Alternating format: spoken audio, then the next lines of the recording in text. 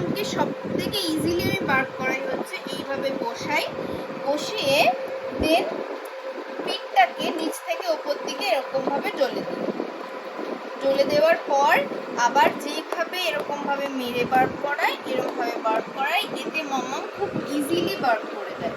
তবুও মামামের বার করতে কিন্তু 5 থেকে 7 মিনিট লেগে যায়। ঘুমিয়ে থাকলে মামাম বেশিরভাগ সময় বার করতে চায় না, বাট জেগে থাকলে একটু সময় নিয়ে বার করালে ও ইজিলি বার করে দেয়।